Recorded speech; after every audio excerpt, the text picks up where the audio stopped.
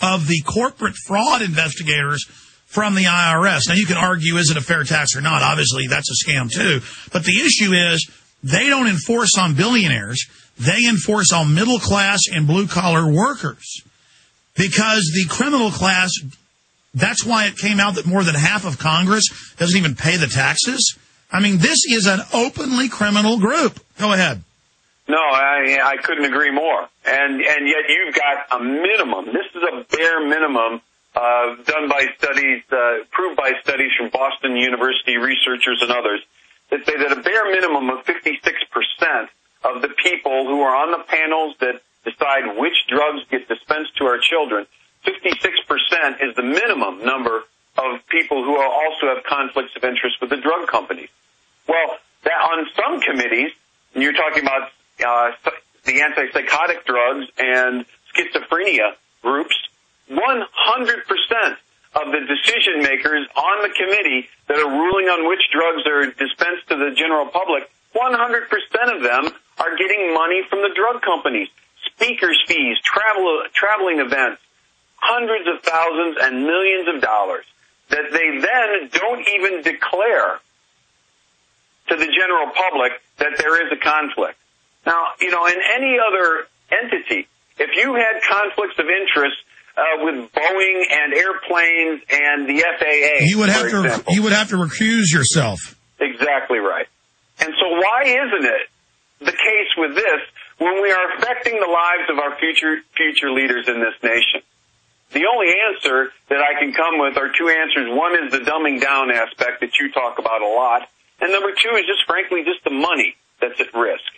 And, this order that we've always talked about, it now is reaching way beyond just the borders of the United States in the medical profession into the World Trade Organization. We're tied into it through all of our trade acts, NAFTA and CAFTA and the World Health Organization and all these god-awful things. And sooner or later, you and I and a cadre of other freedom fighters are going to let it be known to people in a way that they can understand and embrace and act on that this has to stop. And it will stop because we're going to make it stop. Well, we have to. And I think people should get Generation RX, your film, and have viewing parties, show it to their neighbors. We have to start getting in people's business. I mean, they're taking our kids and turning them into tattletales to spy on us and saying that's kosher. It's normal for us to go talk to our neighbors, talk to our friends, talk to our families. When I'm in an airport or a grocery store now, believe me, I'm selfish. I just want to get on my airplane. I just want to get my food and go. But I will walk over and say, hey, listen, I don't want to get in your business, but I really care about, humanity, or I really care about your child's health. They're trying to push dozens and dozens of new vaccines every year, and these have all been proven to be causing a problem. Just do research before you vaccinate your children, and you don't have to take the vaccines. And a lot of times I'll say thank you and start walking away, and they will say, because it's almost like they're thankful. They can't believe another human is talking to them. We've all been trained to not talk. And they'll say, it's not the law. I didn't want to give her or him the shots, but they said I had to. And I'll say, no. Google. I go, do you have a search engine? Yes. You have a computer? Yes. Well, search engine, the term vaccine waiver form, and then your state. And you just got to give them that form. And they go, thank you.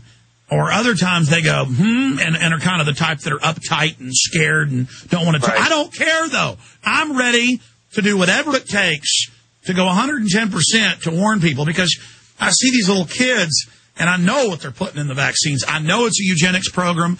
No matter how horrible it sounds, I know the truth. It's hard for me to admit what their own documents say. And I know what the drugging's about. I've seen them at the state level in Texas say it's eugenics. These children are subhuman. And I've talked to these psychiatrists and psychologists. They are on power trips. They are flaming evil. I mean, they are bastard scum. I'm not saying all of them, but the establishment ones. These certainly aren't your Carl Jung or somebody like that who are pretty neat, it's just these corporate scum. They're these corporate scum. They're to sling rocks, sling dope, sling this stuff at our kids. And I'm tired of these 21st century dope pushers. Go ahead. Well, Alex, what I was going to say is, the basis of what, when you talk about Jung and some of the others, what was their foundation? It was talk therapy. I mean, if we removed all of the drugs the psychiatric meds that we're giving kids right now, and simply just sat down and talked to them, or had a, quote, expert talk to them, I mean, 98% of them would be doing infinitely better than they are on these meds.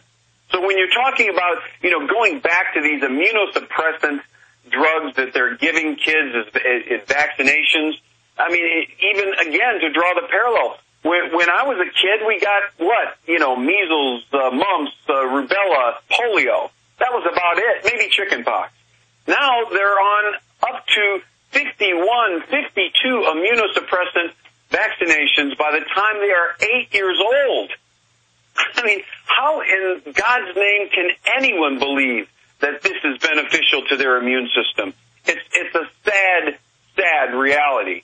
Not to mention then on top of it that the very criminals that are contaminating vaccines, like the Baxter International people, which, I was talking about a long time ago, and I know you have been on the show, that could have infected hundreds of thousands, if not millions of people, and could have killed literally millions of people. They're the same people that are making the vaccinations for swine flu. So, again, I tried to produce the film in such a way so that people who had no investment in this, Alex, whatsoever, knew nothing about the issue, could watch Generation RX and come to a logical conclusion themselves about whether or not they felt that this was a sane course to take. And I try to respect the intelligence of the people who are viewing the film. And well, you've done a masterpiece.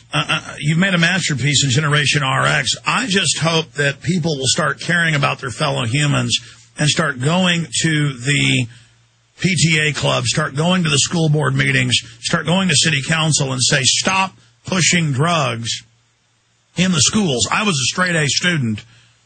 I wasn't straight A my first few years in high school, but we moved down here to Austin. I was straight A, made 100 in some of my classes that last year, to where I didn't need to be at school all day to finish my course load in high school. So for an hour a day, they said, you are a student aide. And I was a student aide there. And one day, I didn't feel good. One day, I was coming down with a cold, and I went into the nurse, and I said, I want to go home. And she said, you have to call your mommy. And here I am, 18 years old. So I sit there and give the phone to my mom. Okay, you can come home. Before I went out and got in my car and drove home. And then she goes, hey, if you're feeling bad, it's like drugs. It's like speed. It gets you high. It's fun. Well, first I said, well, no, I don't want any Ritalin. She said, here's the name of a psychologist. I was real calm at the time, handsome, good-looking, clean-cut, wearing a polo shirt and slacks. People thought I was a cop at the school at Anderson because I didn't really hang out with anybody. I kept to myself. I just wanted to get out of high school. And I said, no, I don't need that. And she said, oh, it's fun. It's like drugs. You like speed, don't you? And I'm like, look at me, lady. I'm a jock. I've got like 2% body fat. I didn't say that, but I didn't want it. And then she kind of came on to me sexually. That was like a little added thing. But, I mean, the issue is that they're laughing. It's true. I mean, this country's screwed, man. She came at me, Mr. Miller, as a drug pusher. Well, and, one of the stories in the film that seems to expose this kind of attitude is what happened to Matthew Milling Downing and her daughter. I mentioned about a half hour ago about Thomas Loughran, the head of the psychopharmacology division at FDA. Tom Loughran his daughters were friends with Matthew Milling Downing's two daughters. They lived in suburban D.C. They lived in the Maryland area. Of course, the FDA headquarters is right near there. Their kids had sleepovers. They socialized, all the rest of it. All of this time, Thomas Loughran knew the effects of Zoloft and these SSRIs and refused to interact with his good friends, who, by the way, he knew that the one daughter was just put on Zoloft, the drug that he had approved for children. And he never even said anything to the Downings.